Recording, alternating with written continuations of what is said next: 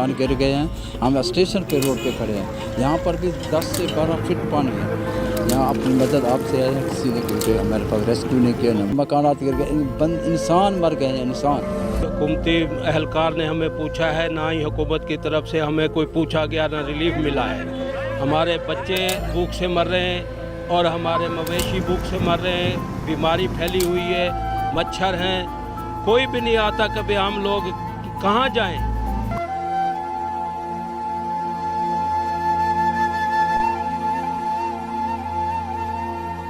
हमारा मुल्क डूब रहा है। सैलाबी रेलों से सूबों की आबादियां मलिया मेट हो चुकी हैं। हजारों रूहें वजूद को छोड़ चुकी हैं। जिस मुल्क में इंसान बेदर्दी से सैलाबी रेले की जद में आ गए और सिर्फ इंसानों की जानों की क्या बात करें, वहाँ तो बेशुमार बल्कि लातादाद जानवर बेबसी के आलम में बहते चले गए। उजड़ी हुई फसलों पर मेहनत कश काश्तकार अपने नुकसान का मातम कर रहे हैं कि जिनके सर पर ना तो छत रही और ना ही रहने और बसने के लिए ज़मीन। वो ज़मीन जहाँ हंसते खेलते बच्चों से उस गुर्बत भरे माहौल में भी ज़िंदगी नज़र आती थी, वहीं अब भूख से बिलखते बच्चों को रोटी भी मुयस्सर नहीं। और ये कैसी बेबसी है कि जिस पानी ने उन्हें चारों तरफ से घेरा हुआ है, वो पानी उनकी प्यास नहीं बुझा सकता। हाँ, अलबत्ता उनसे ज़मीन पर रहने का हक ज़रूर छीन सकता है और उन्हीं बेशुमार लोगों से तो जीने का हक भी छीन चुका है। और जिनका ज़मीन पर अब कोई आसरा बाकी नहीं बचा, वो आसमान वाले को बेबसी के आलम में पुकार रहे हैं। इस सैलाबी सूरत हाल में जो वीडियो सामने आ रही हैं, उन्हें देखकर रूह कांप उठती है। वो मंजर देखने से बालातर हैं। आखिर कैसे इन मनाजिर को अपनी आँख की ज़ीनत बनाया जाए, जहाँ सैलाब में फंसी आवाम बेबसी की तस्वीर बनी हुई है, जहाँ पानी में तैरती लाशें ये सवाल करती हैं कि वो मुल्क जो पूरी दुनिया में एटमी ताकत माना जाता है, वो टेक्नोलॉजी में किसी से पीछे नहीं। ऐसे मुल्क में क्या उनकी जानें इतनी सस्ती थी कि उन्हें बचाया भी ना जा सका?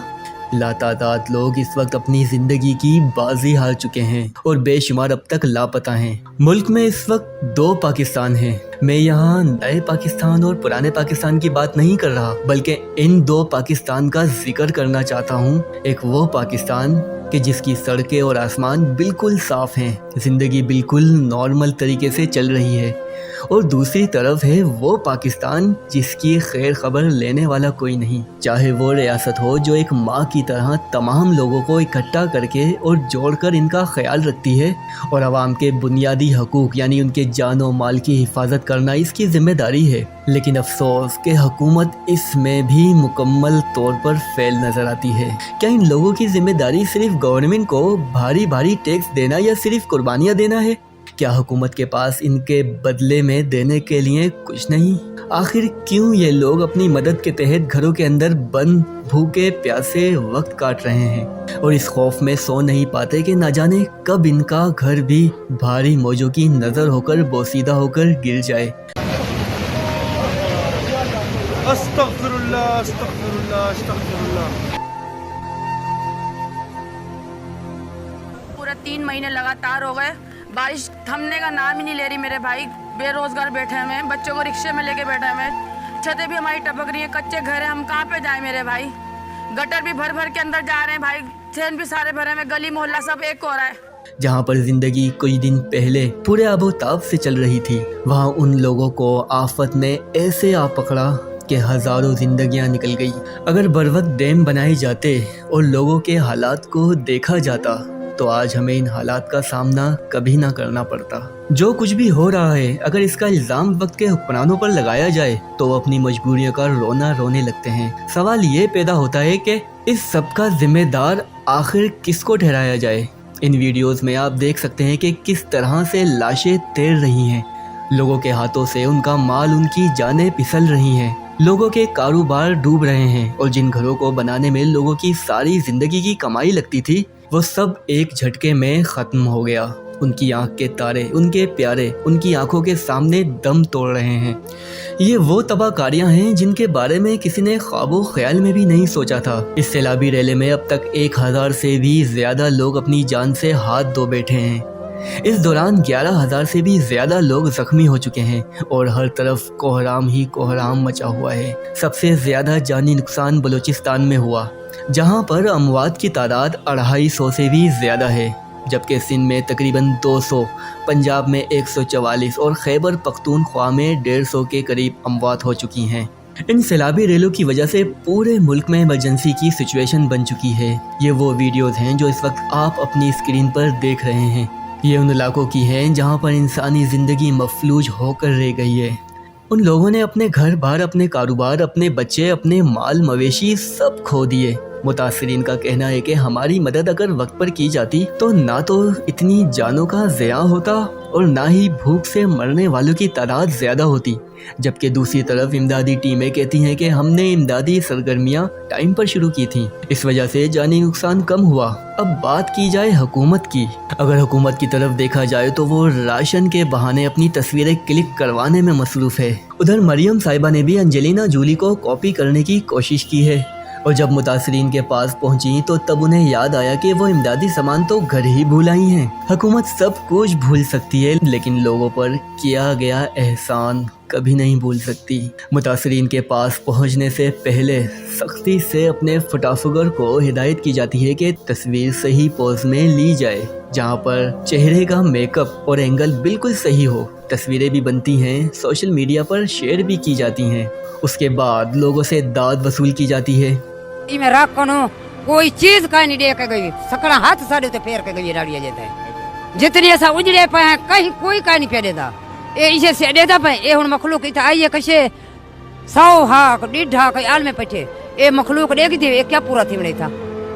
बाकी साको कशे का नहीं मिले ना, साको बेनजीर दे पैसे सारे बंद कर के देने, सारे एहसास काटले सारे कहीं को का नहीं मिले। ए हुन पंजवी मिलता पैसा को कशे का नहीं मिली, कशे का नहीं मिली, कहीं को का नहीं दे पाए। सिर्फ गले मिली कोई चीज सारे ते हराम है। मैं तेरी माँ थी क्या दिख रही है, सिर्फ गले मिली है आपसे बस मिली। अरे ए बाजुलो चलो।